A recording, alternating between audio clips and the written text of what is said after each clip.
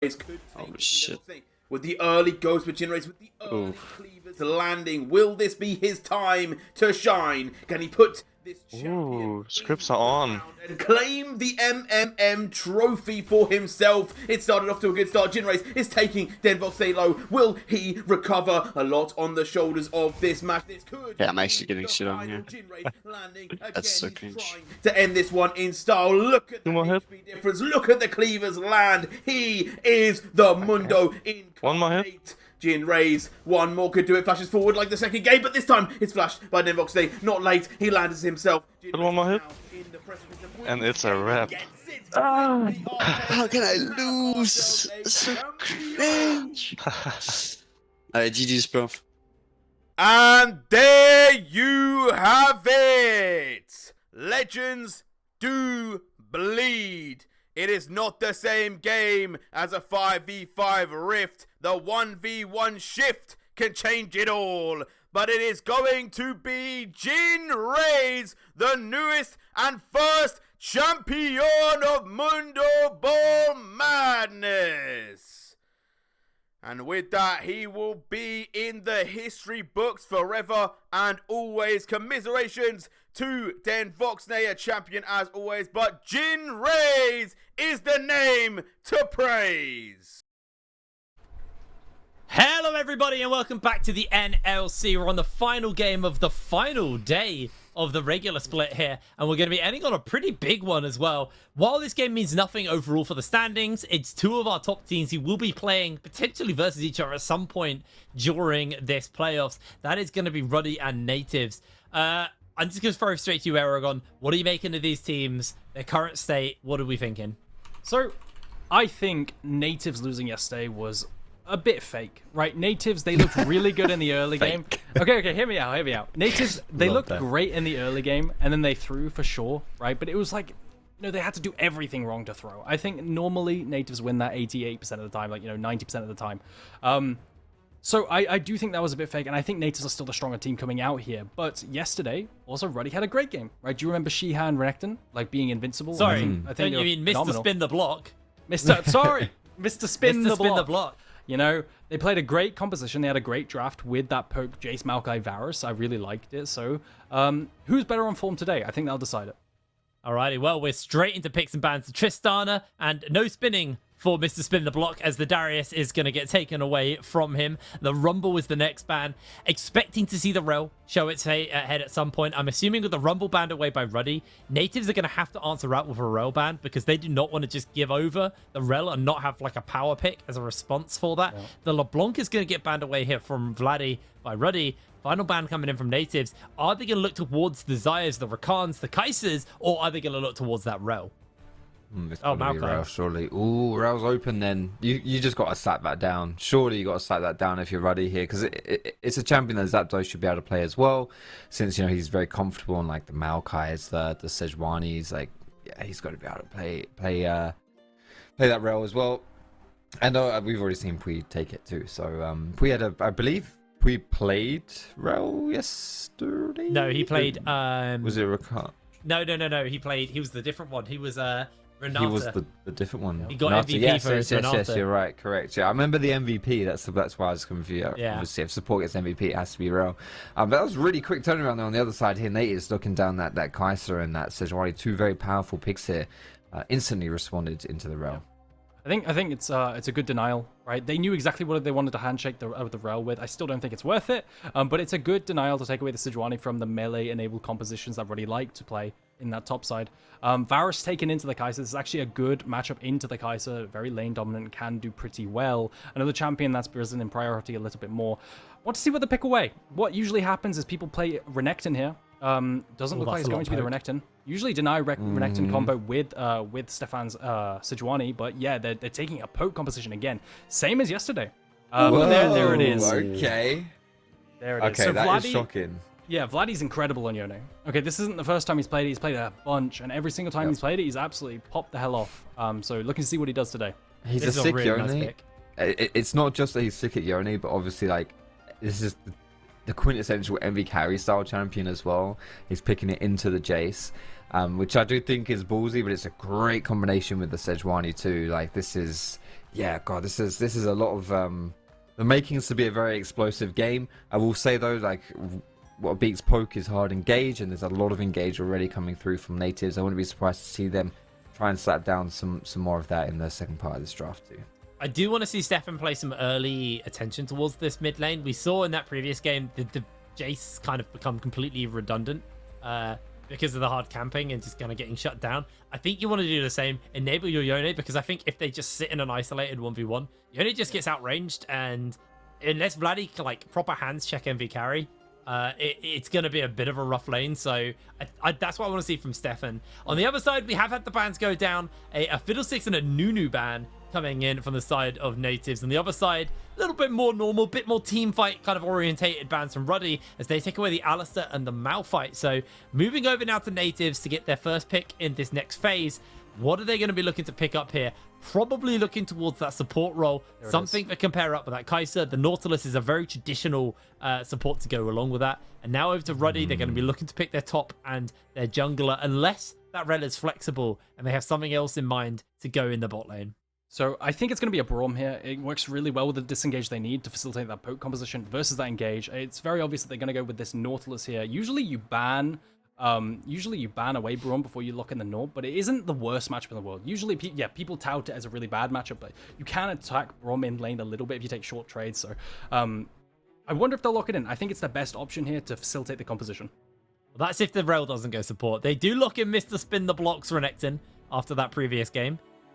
Looking now towards their jungle role or support. Amumu's still flexible between the two, so we'll find out in a little bit. I actually think a really good pickup here for Shikari is that Kennen. Because we saw in the first game of yesterday where how miserable the Renekton Kennen matchup is, and there is a lack of AP on the side of Nativz. You put that on top of like the teamfight potential, Kennen's a really solid pick here, but actually looks like they are just going to lock in the Ornn, play more for the kind of front line and the scaling in the late game. Yeah. I think you do want just to slap, like it's if you look at the carries on the side of Ruddy, like it's so hard to escape an Ornn ult, right? There's no good answers for Ornn engage here, so some really hard engage to counter that poke from Ruddy. This Amumu's really interesting though. I don't really know what to make of that specifically. I think it seems, yeah, I mean Amumu plus Rel is a really nice combo, and maybe like a follow up for if you do poke people down, you can like then jump in and force the fight. But aside from that, I think it's a bit of a curveball here in this draft. Yeah, there's a reason I would have really liked Braum is because it also disincentivizes the Ornn, which is like the only matchup in the world right now doing well into Renekton. So you would have had like a two-parter there where you have a really good matchup bot lane and then good for your composition as well as having a good matchup top lane secured.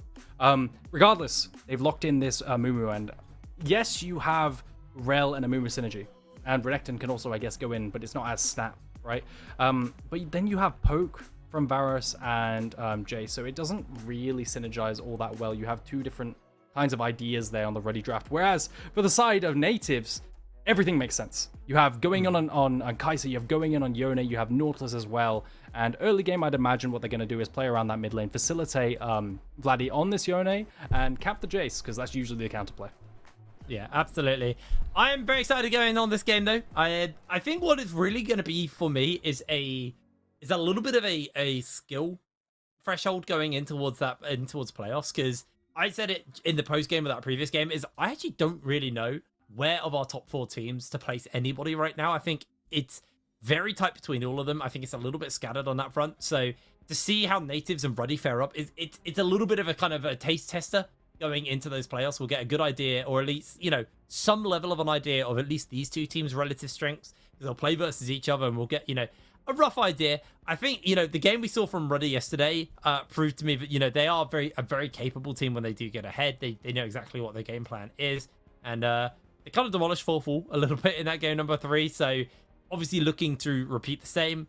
Obviously, we saw Sheehan or Mr. Spin the Block on the Renekton yesterday, and he had a really good game on it. Yeah, he was quality. He got MVP for that game. He was just an absolute menace in those team fights, and see if he can repeat that performance. Still some good team fighting tools here for Ruddy. A lot of CC to lock people down, which is unsurprisingly led Denvoxing to take the cleanse here on that Kai'Sa. For me, though, eyes on this mid lane and the junglers as well are most likely going to be showing some attention towards this side of the map. Vladdy's Yone, exactly as you said here, Aragon. Very, very solid pick. Very good on this champion. One of the better mids we have here in the NLC on a very, very stylish and flashy champion. Yep. So Jace hates people in his face. Right, absolutely hates people in his face. I wouldn't be surprised to see an Ornn roam down, a Nautilus roam up, and just see 5 men in the mid lane right here, because there's so much pick potential onto this Jace, and honestly, I think he's going to have a really hard time. So I want to see Envy carry pilot these team fights and skirmishes really well. Bot lane's actually fighting. There's a lot of kerfuffling going on right now. Maybe we'll see some sums and trades forced out as both junglers do path down bot side and facilitate those ganks. Looks like both teams just going to be quite happy to spread that damage around. We actually did lose a little bit more health, but there was a bit of a spread between Denvoxy and Twist on the other side. Is there Sheehan? Oh, sorry, Mr. Spin the Block. Apologies. I got a message from Jake earlier being like, make sure you call him Mr. Spin the Block. So I'll try my best. Sometimes I just read the name on the screen, though. I think that's fairly acceptable, Jake, for you to do that. My bad, I just call them by their names. Oh, it's not, okay. No, well, he has able to get himself an already a bit of a CS lead, shoving the wave nice and early into Shikari's face. But keep in mind, he's playing versus Shikari, and Aragon can attest to this. Shikari's just one of those top laners who's just stable. He's immovable. Like, yeah, he really is an Ornn, isn't he? He just like, there's not really much you can do to the guy. He can play winning matchups, he can play losing matchups, and he does both so gracefully. Does look like Toaster might be in a little bit of danger here. Stefan's jumping in. They get the lockdown, they get the hook, they get the follow-up. Toaster, no flash. Only has that heal, but it's not going to do much. Ooh. First blood to Denvoxney. Yeah, great pathing. Yeah, I was going to say the exact same thing. You take it away, mate. Well, of course, I would just stole the point from you, where he started topside, and then everyone knew he was going to move down bot, but they didn't think he'd be there just in that time, right? Sneaking through the enemy jungle, getting in behind the pushing lane of Toaster and Kui, and most importantly, that blowing flash on Toaster and still killing him means it opens up the opportunity for some repeat ganks if they want to do that. Yeah, and no ward on Raptors as well, which means that Stefan could sneak by that Wraith Pit and actually walk down behind them through that tri-bush. Super nice bit of pathing, like exactly like you said. And that pushing lane, you know, it ends up being a negative thing, but there's a lot of attention coming down to mid now. I want to see this continue. All right, now it looks like Zapdo is looking for something. Stefan hasn't spotted him out, though, and Zapdo, he's actually just going for Crab. That's where he wants to put his attention. I think Envy Carry is saying, it's not worth it. I'm going to reset anyway. He's got teleport. He's got himself, no mana. So he just wants to get that reset off. Nothing going to happen realistically. Does look like Zapdo. You know, I think the idea behind the Moon pick is you just farm up for 6, and he has picked it because he wanted an AP jungler. We did see him, we didn't highlight in these bans just how many bans towards a jungle there were. And it was Nunu, Fiddlesticks, all these things he likes to cook up as a gank potentially comes through from the Amumu. Yeah, Vladdy did spot him out though, so he's playing it nice and smart. He's aware that there is a potential gank coming in. Another nice little thing about the Amumu is his passive, especially when you're running this AP version of Varus. Not that the AP Varus is actually going to get any items, because he is just getting turbo camped, locked down in place. They're going to throw everything down onto him. They have the E to lock Toaster in place. A little bit of follow-up damage. The heal comes out this time. But man, Toaster is just getting bullied. Ooh, he walks away though. He has to use his heal, but the fact that he doesn't die there is a really, really big W there. I think for sure, I thought his death warrant was signed on that one. Is able to escape with his life and recall here, but look at his items, man. He's not able to pick anything of significance up at all. Doesn't get that Noon Quiver or anything. And whereas Denvoxne here, very happy to be doing what he's doing. 15 CS up, another big wave down bot here that Toaster's going to be missing too. Pui's going to hit like level 5 before Toaster's even level 4. It's pretty tragic here, honestly, for Ruddy's ADC. Yep. Significant CS difference right down in the bot lane. Almost a play advantage to Voxney as well. It's just kind of a jungle gap at the moment. Zapdo has been struggling a little in the previous games. I remember a Nunu game last week where he was just behind on every single play compared to the enemy jungler, and the bot lane suffered for it as well. So not the best look for the Amumu, which he's cooked up. It must be so hard to play with Zapdo because he just pulls out the wackiest stuff. Nunu, Fiddlesticks, Amumu, as MV Carry has to flash. So this is exactly the attention I wanted to see mid lane. Look at this. It's just a party, right? I wouldn't be surprised to see Ornn come down eventually as well. We actually in a little bit of danger. Stefan Hex flashes over, interrupted mid-air, locked in place by the permafrost, but was able to get over the wall, so we'll be nice and safe on that front.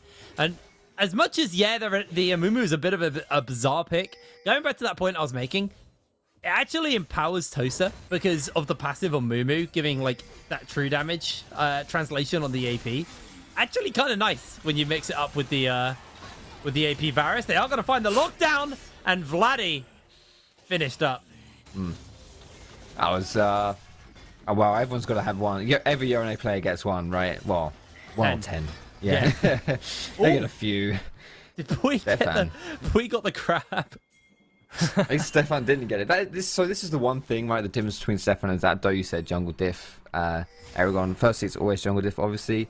But more importantly, you know, Stefan's been making plays, more PvP plays. But Zapdo's been farming, right? And he has very significant CS lead over the Sejuani and should be able to hit that 6 earlier. So really, it just comes down to whether or not Zapdo can find a play at 6 while Sejuani is still level 5 and leverage that advantage that Zapdo should have gained by sticking in his jungle and prioritizing the farm.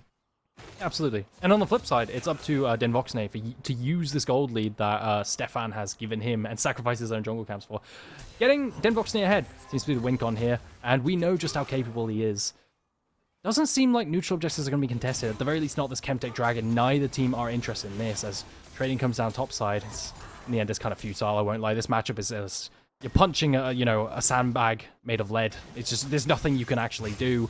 And you also die. Made of lead. That didn't really come out right, did it? A lead bag. A lead bag.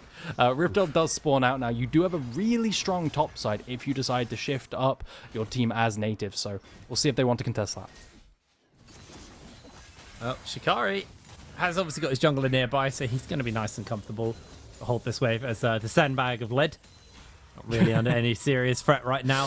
As we are now at that point where I can take a quick look at the items. Obviously, objectives up across the board.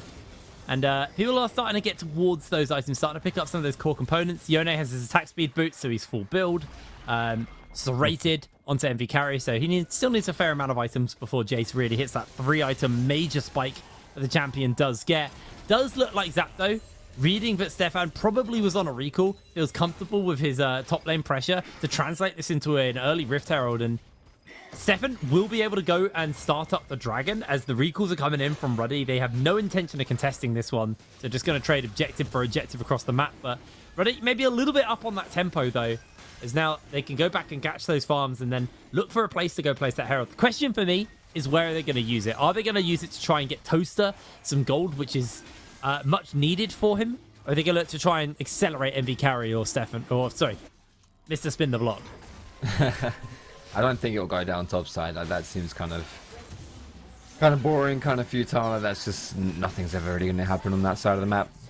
Now, I wouldn't be surprised to see it sat down in mid, or, you know, if you maybe move into mid, get mid pro, then move MV Carry down, and then you slap down Herald down bot side and go for a dive or something like that. Because I do think you're right, Toaster needs a little bit of love in his bot side. He has received a lot of attention early from Stefan, and that CS difference is somewhat significant even at this point in the game. Something that has drawn my attention, and I am going to call on the expert analysis of Aragon on this one. The itemization from Kai'Sa. This would suggest this is not going to be an AP Kai'Sa. If I'm not mistaken, that's usually like a Shiv into Nash's Tooth and then Ginzu. Oh, Zapdo? What a weird interaction. but Mumu finally found a friend, man. They had to buff him. To make sure that he always gets those friends when he actually finds them. But yeah, the point I wanted to make is, like, you have no AP damage really, right? If you're not going AP Kai'Sa. I think so. Yeah, no, completely. Just to go back to this point, I think the idea is that Yone, because he does like 50% AP damage, as well as you have Sejuani, Ornn, and Nautilus base damages, they've deemed that enough. I'd actually argue they need AD damage, right? Because Yone isn't a dedicated AD champion. Yeah, I don't hate it at all, and that's just the power of Kai'Sa, right? You're so flexible, you can build whatever your team needs, and you could also go mid and bot lane, and that just makes her one of the best power picks on the patch. Well, quick break as we are getting a post-game, a mid-game interlude. It does feel like this has been a very slow start to the game. Yes, there was that attention onto Toaster on the bot side, and Voxney was able to get himself a kill and a massive farm lead. The question is, how are they going to translate that? Are we going to start to see this Herald used to either open up the mid lane or get some gold back onto Toaster? Hopefully we'll get an answer to that soon once we get out of this pause. Hopefully it shouldn't be too long on that one. But honestly, the state of the game definitely moving at a slower pace. And I'm curious who we think that actually favors, especially now we've seen the Kai'Sa build. Do you think that changes anything? Who do you feel is actually going to be happier with the way this game has started? I would say honestly Nativz on this one, because I just think that Yone is probably going to be too hard to answer in a side lane as this game goes on. Obviously Kai'Sa's scale was just absolutely ridiculously, and the setup from the rest of the team should have a lot of damage, but I also definitely wouldn't write Ruddy off. I think they have some very good tools for late point in this game as well. I think Nativz outscaled super damn hard because there's two reasons, right? First of all, you have ornaments coming in, and secondly, how does Varus hit? He's on hit Varus, right? How does he actually auto-attack in this game? I don't see how. He's getting dove non-stop, and then like he's versus Ornal, versus Nautilus ulti. I realistically don't see a way for Toaster to play very easily at all. So you throw that on top of the natural outscaling composition of all the team being on one page with the dive, versus the kind of here and there scattered like focus of the composition of Ruddy. With some people wanting to poke, some people want to dive, some people want to hit first, like front target, playing front to back. I think that makes it much easier to play composition for Nativz. Yeah, absolutely. It's going to be an interesting one to see. For now, though, we are just looking at Stefan, looking to see if he can make a play happen down here in this bot lane. Don't believe he's been spotted. Teleport was used by Envy to actually go into the mid lane, so he can't come with a return play.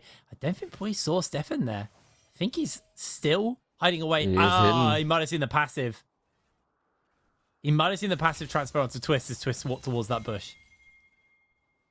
The ping on the way. I don't think they know, you know.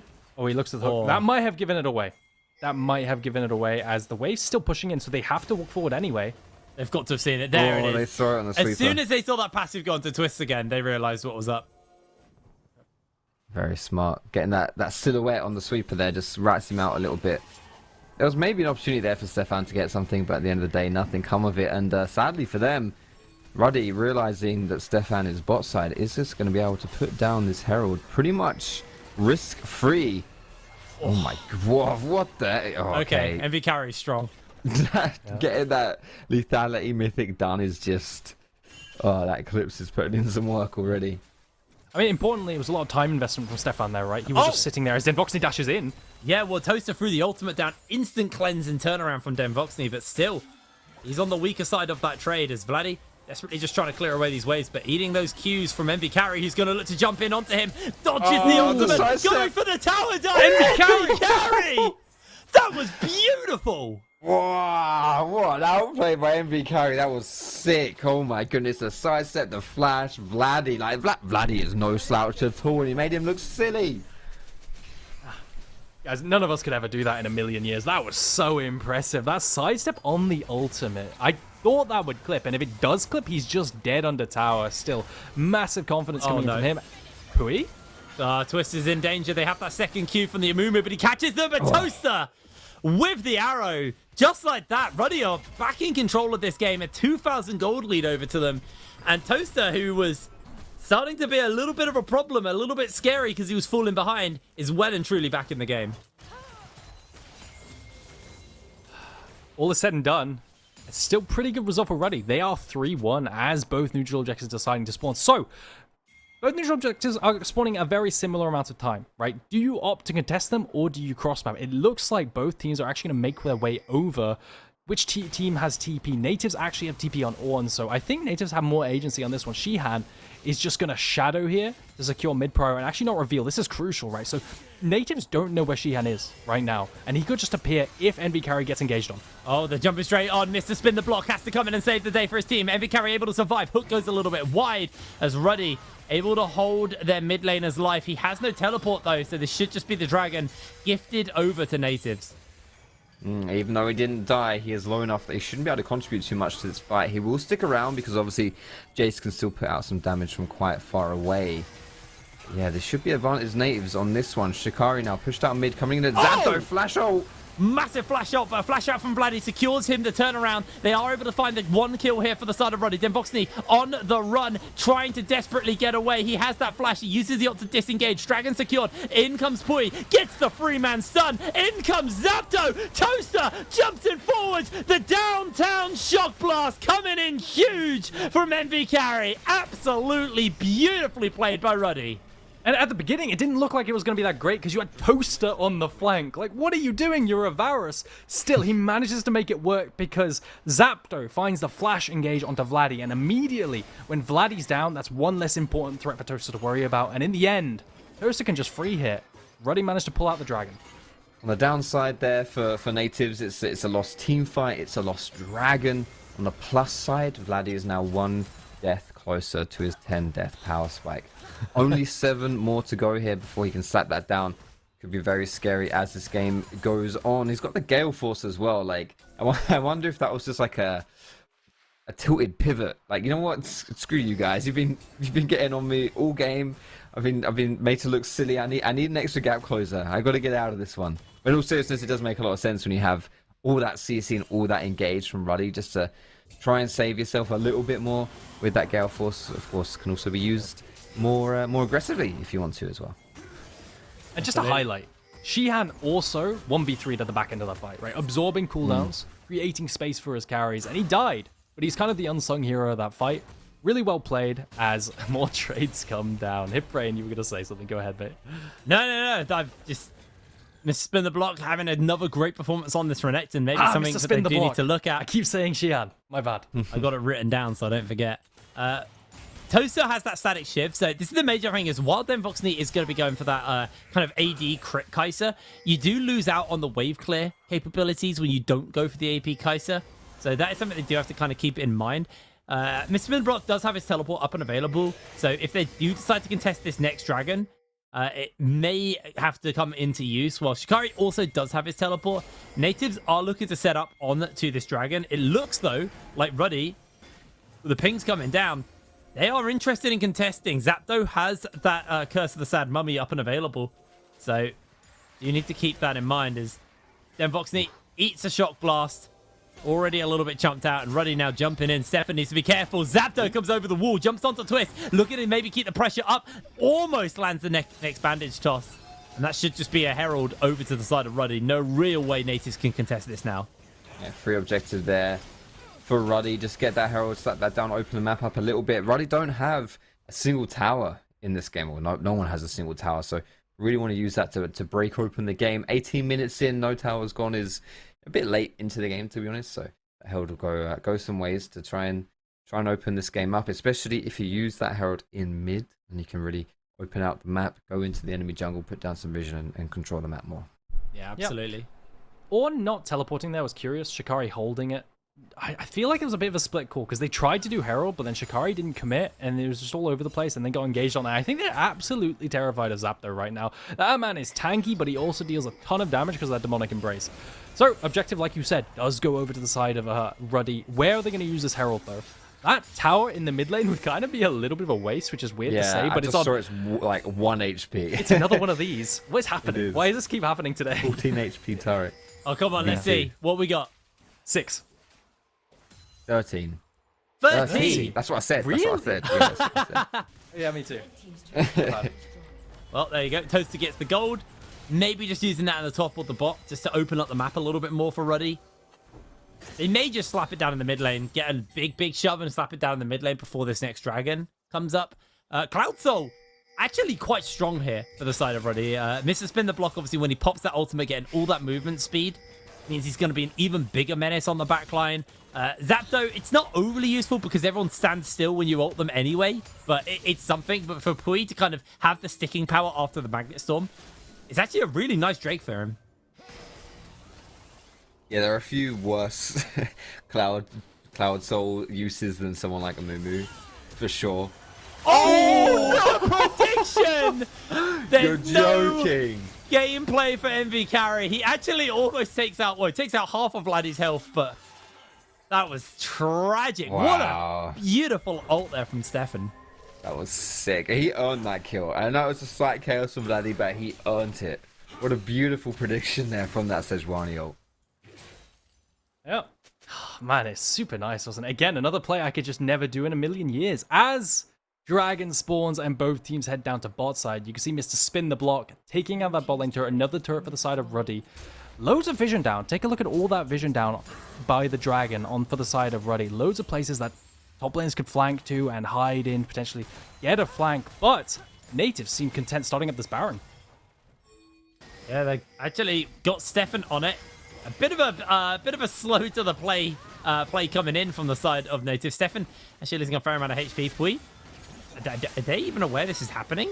Zapdo, if he jumps in with ult here, this is actually them donezo. He's gonna do it. He's got the Q. He misses it. Vladdy clears the wall, and Ruddy, Now it's his. They're gonna go for the Baron. What is going on?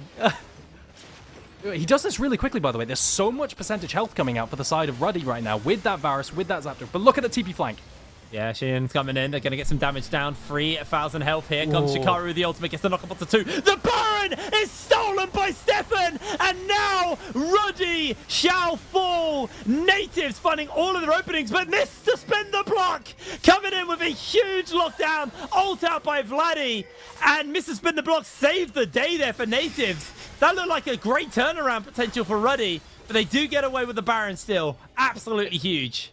It's a great play there by Ruddy, looking like they're in advantage. But honestly, when all's said and done, 2 people from Ruddy die. The Baron is stolen by Stefan. Nativz had no place getting anything from that play, and they came out massively on top. That TP flank from Shikari was beautiful. Hardcore toaster out of position.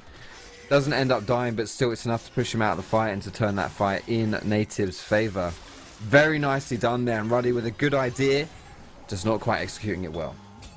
Yeah, and honestly, well done to Vladdy there, despite being 0-3, managing to offer a lot of disengage, managing to predict the Renekton E forward and Q3ing it to not let his AD carry be hit.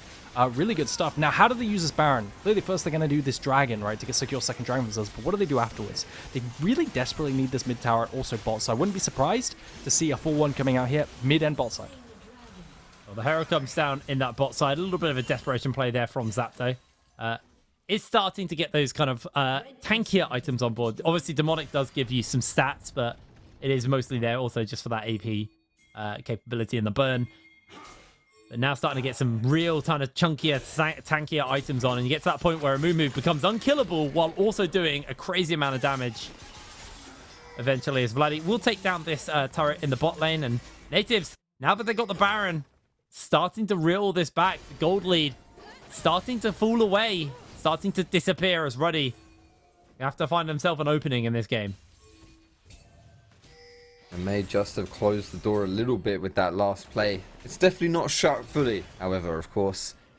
I want to really keep my eyes on Vladdy, though, as this game goes on, because him in the side lane is really what's going to be this pivot point for Nativz and their success as this game goes on with their game plan. Like, if Vladdy puts on a lot of pressure in that side lane and pushes really fast, as we all know that a Yone can do, Ruddy may struggle to come up with an answer for that. And all of that early game where they were able to shut down the Yone and get some really good plays against him, kind of be for naught. See how this one develops, as Nativz now just looking to potentially even just group up and I don't know, force something, maybe go for a dive. This mid tower, this tier 1 tower here is still on 4 HP, and Ruddy are not going to give it away for free. Stefan my ult here. He's looking for it. They're going to throw Stefan straight in onto the back line. There's going to be the lockdown, but no! Vladdy finds the assassination. Pui going low. Vladdy's able to get himself a double kill just like that. Envy Carry joins the fight too late, and down goes Stefan. Missed the spin, the block falls. A triple kill onto Vladdy as he's going all the way. Quadra kill for Vladdy! Just like that, we said it. Yone, keep your eyes on him from 0-3-0 to 4-3-3. 400 gold bounty, and Nativz we're looking a little bit silly here. Ruddy having a brilliant early game, and with that one play around Baron and this play around the tier 2, mid tier 2, all coming back in Nativz's favor, and they're proving to us why they're one of the strongest teams we have here in NLC.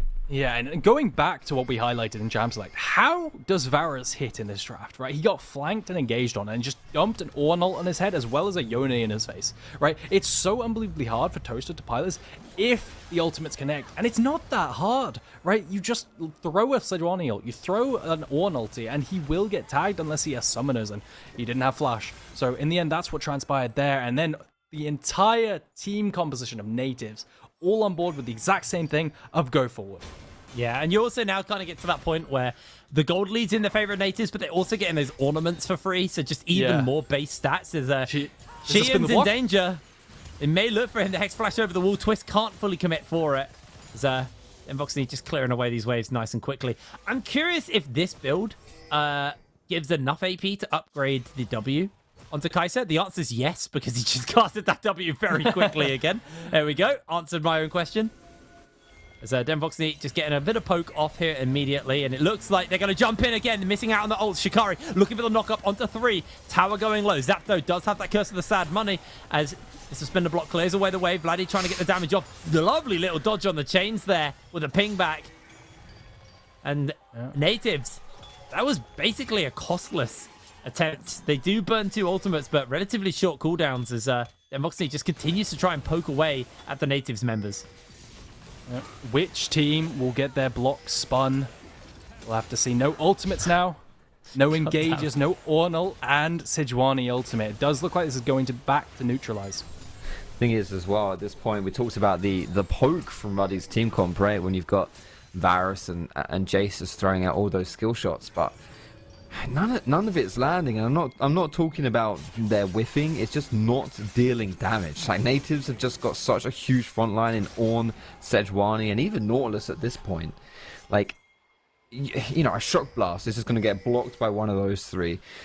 And it doesn't do anything. None of this poke is doing anything. So it's like this whole setup that Ruddy are looking for just does not exist. So they may have found a catch here onto Nativz. Yeah, they might be looking for it. Envy Carry able to steal away the crab. Ruddy going to go for it. They're going to throw in Curse of the Sad Money. Instant teleport's coming down, but Shikari already chunked and dead. Voxney trying to join into the fight as Mr. Spin the blocks on the back line. Looking for the knock-up here from Vladdy. He's able to survive for just a little bit longer, but that might have been the opening. Mr. Spin the block heavily chunked out, though. Voxney may just continue to poke away. Remember, the Baron shredding away at that magic resist means Voxney's W's are doing a lot. Whoa. And he jumps. There we go. Straight on a play as that huge shutdown's picked up. Health bars on Ruddy blinking. Voxney needs to 1 versus 5. He's able to take out 2 of them. Gets the W. Eats the Q. He is down. Nativz find themselves taken out as Ruddy will get the Baron. It's back and forth again. Nativz coming out on top before. Not so much this time around. Wait, Shikari can teleport. No, they can't do it. They can't do it anymore. It's done. Oh, he's coming in. My goodness. Oh, no. Yeah, Shikari's got the Nonsense. TP, but does he? No, he doesn't. But no, there's just no way. I mean, okay, to be fair though, isn't that just the most Ruddy thing ever? Yeah. If one organization in the NLC was going to do something like that, it was going to be Ruddy. Like, yeah, okay. Yeah. Well, that's slightly less hype here, but a great team fight, some great picks there as well. Even though these guys are tanky as heck on Nativz, that front line is very beefy. You can still see Jace does a butt ton of damage, and Varus, you said it, Aragon, a million times. How does he hit people? Well, when he can find those times to hit people, even though it's not easy for him to do it, when he can get it, he does a lot of damage, as you saw there. I think, as Don Jake would say, that play was cold. Now, Baron spawning on the table. Both teams are probably going to posture here, because that Baron really does shred, by the way. Like, that Amumu with the Demonic Embrace, they know that their threat is there from Nativz, right? So they've got to face check and secure vision control. Ruddy have the inside track. Yeah, they're going to throw out the Ornhorn. Spin the block, finds himself caught out immediately. Zapdo looking for that Curse of the Sad Mummy, unable to get it. Here comes the ultimate. Chains coming immediately. Lovely little W there by Shikari as Vladdy get pulled in. Massive Magnet Storm for now as they're able to find themselves a kill onto Shikari. Voxney pings back. They get the knockup. They get the 3. Voxney's alive. He won't go down. Toaster flashes in, but he's going to give his life for it. Stopwatch is huge. Can he survive? They get themselves the turnaround. Vladdy jumps forward. Envy Carry flashes in. Tries to get onto Vladdy, but Vladdy's able to survive for just a little bit longer, and that should be the finalizing punch for this game. Nativz, what a fight! What is going on? It all comes down to beautiful little bits of micro from Denvoxney and Vladdy. He whiffs the Q3, but Denvoxney managed to stay alive on 1 HP for so damn long. This man is pulling off miracles right now. 1 versus 5ing before and surviving there, managing to win the fight on his own. It's so absurd. Like, this game is just so back and forth. I honestly thought after Nativz whiffed the Ornn ulti and the Sejuani ulti was used on like a point blanker Mumu just to try and disengage, I was like, oh wow, like that's it, surely. Like you've used all your tools and Ruddy haven't even been deterred. Surely now Ruddy just go and wipe this fight. But gosh, Nate has proven me wrong there. So as you mentioned, just brilliant play from Denvoxney and Vladdy, the 2 carries, the 2 damage dealers on Nativz, really coming up to show here in the last game of the regular season. And how do you kill Vladdy now? That's the real scary thing. Look, he's got the stopwatch, he's got the shield bow, he's got the Gale Force and the Bloodthirster. His damage is insane, but he's also just got so many tools to survive. We saw them struggle to finish off Denvoxney in that previous fight to the point where Toaster had to flash into 3. Vladdy's a bigger threat. He's level 18. He's just solo killed MV Carry. And I think Ruddy, they're in some real Dangerville right now. Gold lead heavily in favor, power and pressure for Nativz right now. Dangerville indeed. As Nativz barrel down the top side, you can imagine this is just going to be given over for free. You're lacking your mid laner, right? The poke composition is falling apart as the engage comes through against the poke champions. Foxy, you keep saying how you just beat poke by engaging on them, and they're pulling it off right now. Zapdo needs to find another miracle engage alongside Pui. This might be the first rel loss in the past 2 days. Could be. Definitely looking like the case as they're going to finish up this tower in the mid lane as well. Ruddy, they're about to get MV Carry back, but it has come at such a heavy cost, and they are going to back off, deciding they're just going to spend the gold from all those towers they just took, and then look towards playing towards probably just the bot lane, to be honest, and just finishing up the base that way. Yeah, and 2 minutes for this soul as well, so bot lane makes a lot of sense. You want to go there to push. It's the only lane left with structures available, with an inhib that stands. So Nativz should be barreling down that, and of course it will then give you position on the map to go for this Dragon Soul. Ruddy are looking to repeat something like what they did before, potentially do it, where they move forward at the objective, knowing that Nativz are going to be in the area to get vision. But just get there a little bit earlier, sit in a bush, and try and catch some people out of position. It looks like that's not going to happen this time around, though. Nativz all together here. Shikari pushing in mid, has teleport. Can Ruddy survive this pressure? Yeah. Nativz looking strong. Nativz doing a really good job right now, sweeping out vision behind them, so there's no crazy TP flank from Mr. Spin the Block. Can Ruddy find the dream engage here? Maybe if Stefan whiffs something. Maybe if Vladdy oversteps. Time will tell. Problem is eventually that top wave is going to sync up with that bot wave, and a large group of super minions are going to make their way into the base. Vladdy just baiting forward to see if he can find something. The W poke from Denvoxney is still there in the meanwhile. Lovely little shot blast though from MV Carry as the minion does fall. Baron about to fall off, and Denvoxney actually going for a recall after eating that shot blast, meaning Nativz will just have to cool off this siege for now. But look at that size of that wave topside. 2 super minions coming in. Nativz, even though they don't have Denvoxney, they can still keep the pressure up on the bottom side of the map because someone has to go top to deal with that large wave. MV Carry is the one elected to do so. And that wave's not going to be crashing quite in time as this dragon spawns. Unfortunately for Nativz, I would like to have delayed that a little bit longer here. But Jace does a lot of things well, and one of them is killing minions. Not just players that he can kill, but those little minions as well. Definitely aren't going to get spared. But all this vision here that Nativz has built up. Denied any of it from Ruddy as well. The map is so dark from Ruddy. Ruddy are just going to give this one up. Not even going to try and contest. They know it's not going to happen. You face check into Fog of War there. You know, you're eating Sejuani, you're eating Ornn ulti.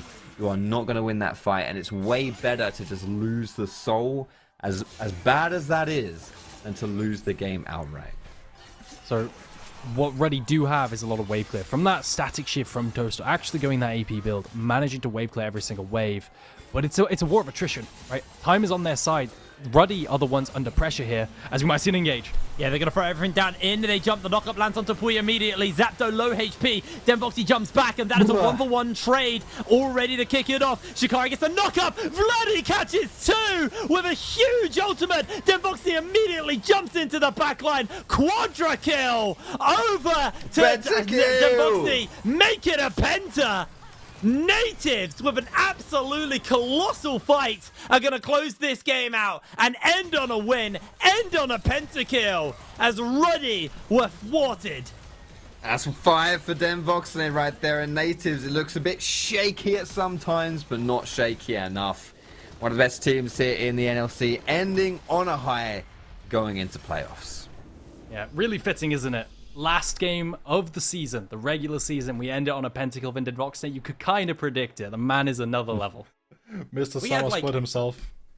I think we had like 3 or 4 quadra kills today as well. Like today has just been, they've been teasing us with the pentas all day. And then the one time we get it, I totally missed it. God damn it. You're just like so accustomed to seeing the quadra, right? It's like, you just like stop in your brain when it's a quadra. Yes. Yeah, honestly though, an insane game from Nativz. They look really, really good. Also, interestingly enough, Red Side had a 100% win rate today.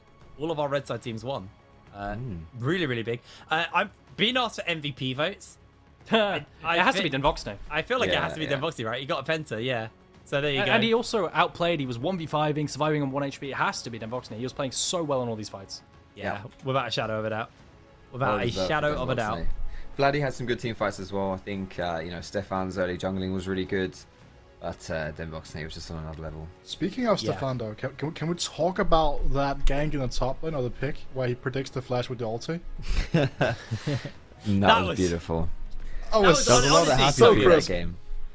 That could have been one of those ones where you totally whiff it and they flash into it and you're like, oh yeah, I predicted that. That was definitely the plan. It was so good though. It was honestly like, I think that to me shows a little bit more confidence in Nativz. After that unique loss yesterday, I was a little bit worried. Like I was saying after the past game, I think I was struggling to choose who I'm placing where in our top 4 and how the playoffs are going to go. I think out of that, I feel a bit more confident with Nativz. I don't feel confident to say who I think's taking the whole thing. I do feel like Ruddy, they had a game plan for that Amumu pick. I don't think it was inherently bad. I just think Nativz knew their conditions really well. And it was like Aragon said, it's so hard for that team to dodge the Ornn ultimate. And I think that was a major problem, was it just made so much zone control that basically Ruddy just fell apart every fight when the Ornn ult came down, because what do? They don't have the mobility to dodge it. No, absolutely. And I kind of want to throw this over to you, Aragon, right, in terms of the whole thing. Like, now we're moving out of the best of 1 series, right? We're going into something that's not best of 1, which means, like, how is this going to impact a team like, let's say, Ruddy, right? Because when it seems like you have a team like Ruddy, their champion pool is like an ocean, their compositions are weird. Is that going to benefit them in the best out of 3, best out of 5 scenario comparatively to a best out of 1?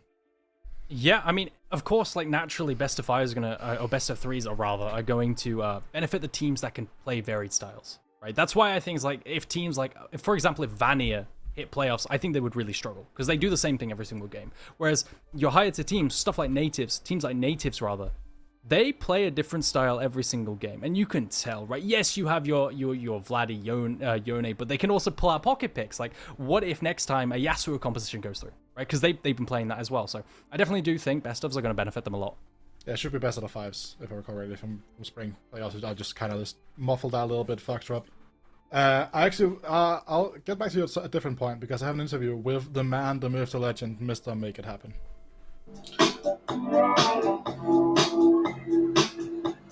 Alright, so I see that you know again, you say you want your freedom. Hello, Weeds, how are you, mate? You alright? Hello, mate, how are you? I see that you took inspiration from Oman's glasses here, multiple. Listen, you know that's my son right there, Simone. I call him Simone. Awesome. That kid he's the answer to the question of which chipmunks was getting the best head. It's definitely Simone.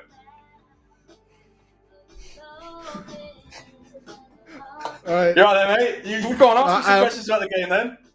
I am alright here. Your boy Dan Voxner, pentakilling against you. Listen, well, it feels a bit rude, mate.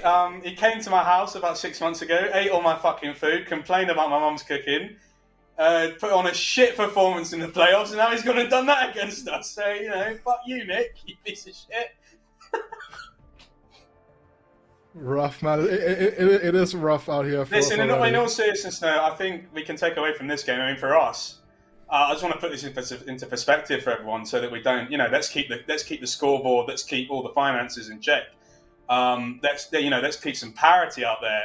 Verdant and Nativz probably have about 10 times our budget this split. We've got 3 rookies on the roster, and I think the race is on for me. I think that's a game there where, if you watch the game from the early point of view, we completely held them with fingers on their heads, stopping them from really getting into it, and it showed at the crucial points a bit of inexperience. On the Nash, poor execution, they get it.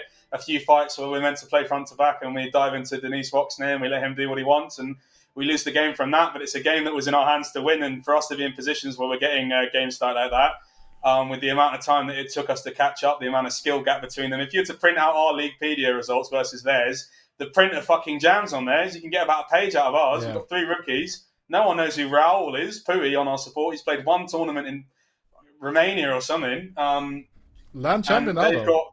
They've got an absolute tenured. I mean, Stefan's been playing for about 17 years, so But yeah, I think it's evident at this point, if the boys put in the effort that they've been putting in, we can catch up to I was about to say Nord, really eclipse them. Like, Jesus Christ, not a race there.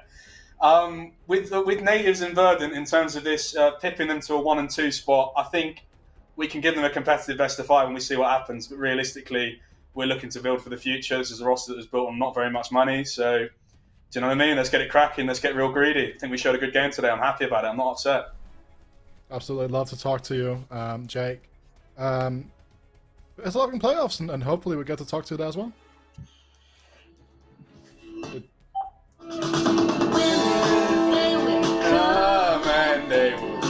And with that, we are as Jake vibes out here, we are gonna go to an interview with Dan Voxner, who was also somewhat of a star in that interview coming through here. So I assume he should be on the line. There you are. First of all, thoughts on Don Jake saying that you didn't like his mom's cooking? That's completely not true. That's I don't know, like that's just fake news. Like, I don't know what's going on here. I'm getting gaslit and manipulated and lied to. I don't know what's happening, but Ruddy up, guys. Yes. So good game from you guys, from you here, closing it off with a pentacle. I think that's obviously worth highlighting here. But also, you guys are probably now the team that comes in with the best result going into playoffs here. Like, are you guys feeling like proper good now about your potential chances going to playoffs? Yeah, for sure. I think we still have stuff to work on. It showed yesterday. It showed also today a bit in some of the fights and some of the just like the stuff we did. Like we really just need to clean it up a bit. Like, I think our top level is there. I think when we all play good, when we are all doing what we trust each other to do, I think there's nothing really they can do against us. So I think I'm confident in our top level. We need to make sure that our bottom level isn't what it's been maybe yesterday. So that's what we're gonna work on. Awesome. And then with you now, guys, moving into best out of 5s instead of best out of 1s, if I recall correctly. How do you think that plays out for you guys in a draft situation? Do you think you have enough compositions in the back that you can kind of adapt over the course of a series?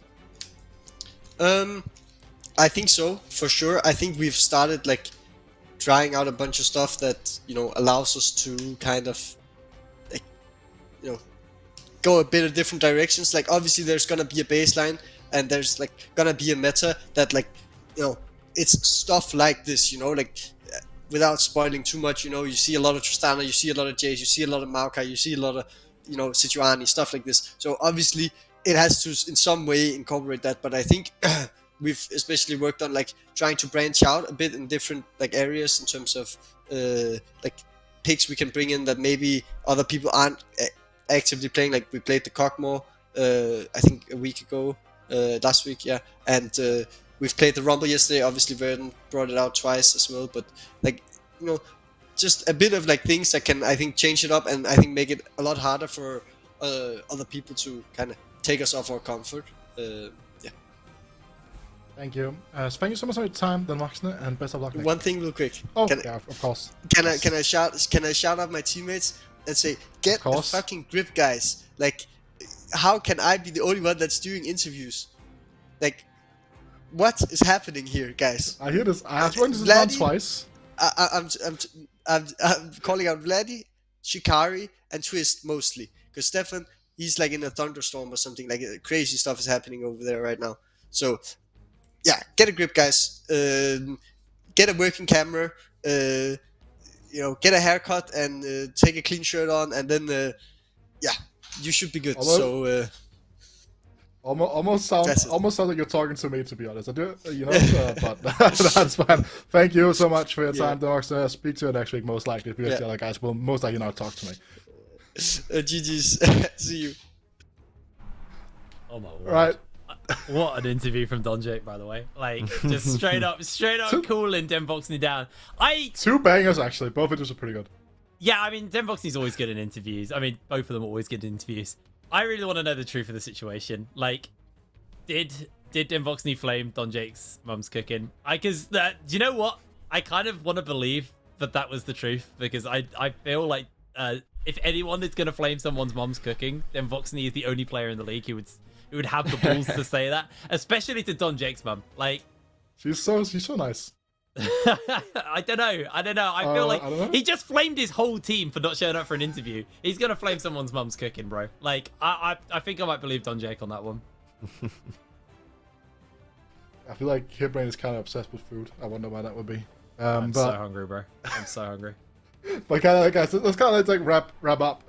We kind of wrapping up the entirety of the regular season here now, right? And I think that's the big thing. But any overall lasting impressions from today, Foxtrot, that you're kind of taking with you into playoffs? I think playoffs are going to be mega interesting. Like you can see, with the results today, I'm just not really sure like the power ranking of our top four teams. You know, we've got Nativz, Nord, Verdun, and Ruddy in playoffs, right? You can see on the left hand side there. You know, I mean, Nord squeaked in at the last moment there, 7-7. Verdun dropped the game today against Fourth War, and almost dropped yesterday's game against Domino. Nativz look shaky. They lost yesterday against Unique too. Not to say like the top end of the standings here are like weak teams by any means. It's just like I just don't know what to expect coming into playoffs. Like I really don't know, and I do think this could be, you know, anyone's championship to win here in the NLC. Aragon, I think I've said it time and time again. Sorry, Aragon. I'm just going to quickly say, I've said it time and time again. I genuinely don't know who's going to take it all. I think it's very hard to call. I think this might be the hardest split to call I've ever done. I'm very excited for playoffs. I think they're going to be absolutely brilliant to watch. So, I'm calling it. Okay, and expect it to go the exact opposite way, apparently, because that's my track record. Nativz. Nord. Verdant. Ruddy. Wow. Ooh. Sorry, Don Jake. That's how it is. Bro, no. You just gave Don Jake a blessing. You placed him in last, which means he wins. So, Ruddy up. Facts. Yeah, Ruddy up. I'm a secret agent. Yeah, for sure. Yeah, Aragon about to go try out for the Ruddy Valorant team or something. I don't know. Maybe. But should we look at something that Aragon always also messes up a little bit? Let's look at do predictions first. Predictions first. Let's have a look at them. There they are. I mean, to be You honest. messed it up, Jake. I'm not going to lie. It's actually embarrassing. Not for Aragon. It's embarrassing for me, bro. Like, straight up, I was trying to get bad predictions, and I actually only did slightly better than, like, if you... Because realistically, you just got to reverse it. I got 51% right, because I was trying to predict wrong, which means I'm only, like, 4% behind Aragon. That's super embarrassing, man. Right, next season, single digits. I'm making it up. I'm gonna never go beyond 10%. That would be a sight You just to need behold. to be really good at predicting who will win, because then you know exactly, who will right? lose. Yeah, So that's just the game get plan. good. That's my game plan next season. The worst thing is, by the way, guys, is that I changed my vote from Vanilla to Unique this morning. Going into the week, I put Vanilla down, so I actually had the one written down here. But, guys, Player of the Day vote is going to be happening over on NLC on Twitter. In Voxney. Gym Race was good though. It's a Dane diff today, right? It's just quite frankly, it's a Dane diff. The Voxner and Gym Race, most likely the biggest candidates. Also, I want to highlight Kitano, right? Like, it's kind of sad that he gets like the top lane player of the game in a day where like we have two super standout performances from Gym Race and from the Voxner. Kitano had a bit shakier of a start. If you remember, he was like 0-2s or something like this. He brought it back, whereas these other players, they did well the entire game. So I'm happy with Jin Reyes or Den Voxner, I think. Yeah, I think I agree with you. It's got to be Jim Reyes though. Den Voxner definitely an honorable standout because like not just the pentakill, as hype as that was. I think that play just outside the kind of mid lane entrance towards the dragon side of the river, where he survived for so long. Got so much damage down before getting jumped onto. Like Toast had to commit flash to finish him up, and then got traded out in the end. Den Voxner had an absolutely insane game, but Jim Reyes, like honestly, as much as we were like, oh yeah, the Rel also kind of carried and was in for running. Like Rel's broken as hell. You can't get MVP for playing Rel. I feel like he made his comp work so well. That Silas pick was such a big brain pick. Bait out the Rumble, then just take the Silas so you get the ult and then get the combo without having to have the Rumble. It was beautiful. It was such a beautiful pick. Jim Reyes for me, 100% all the way. I just feel like we're a bit biased because Den Voxner got a penta right at the end of the game, right? He has some fantastic team fights. Like it's not just the pentakill. But it's ridiculously close either way between Jim Reyes and Den Voxner for me. Yeah, do you share something as well, Aragon? I do think it's Jin Reyes or Den Voxner. I mean, for me, it's Jin Reyes. I think I've said all that needs to be said. I think both of these players were just phenomenal today, and yeah, it was probably recency bias. I'll concede. Like Jin Reyes was first game of the day. I barely remember what even happened in that game. Was it the Rumble Silas? It was a Rumble Ash Silas situation. Yeah. That was pretty spicy. I'll give it up. Yeah. Okay. And with that, I think there's not much more to say than you can look at a lot of people on the show here. We have like nameplates now, so you can see the ads. I don't have to guess people's Twitter handles anymore when I do sign-ups. That's actually crazy. I'm pointing the wrong way. Classic. Yep. That's can't even point in the right direction, mate. No. So you can see Hitbrain. That's just Hitbrain. Easy. Foxtrot LOL, and Aragon UK. And I mean, I'm just Wheeler Casts. And the most important thing, however, is that we're going to be back same time, same place next week. But we're going to be going into our playoffs here at the NLC LOL Twitch channel. And over on the NLC LOL Twitter channel, you guys will decide who was our final player of the day in the NLC 2023 summer regular season. With that being said, thank you guys so much for watching, and see you all next week.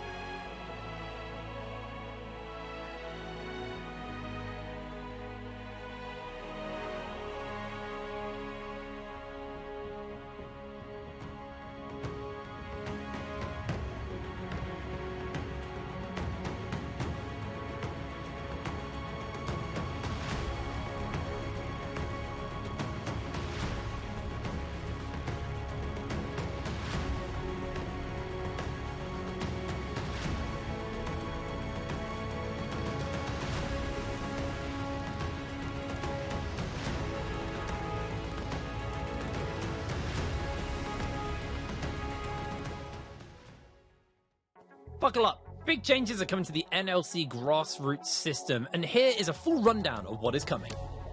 The Northern League Championship, commonly known as the NLC, covers the northern part of European League of Legends and feeds into the prestigious EMEA Masters Tournament system. The NLC combines Denmark, Finland, Sweden, Norway, Iceland, Malta, Ireland, and the United Kingdom into one ecosystem. And now, the grassroots scene is getting a revamp.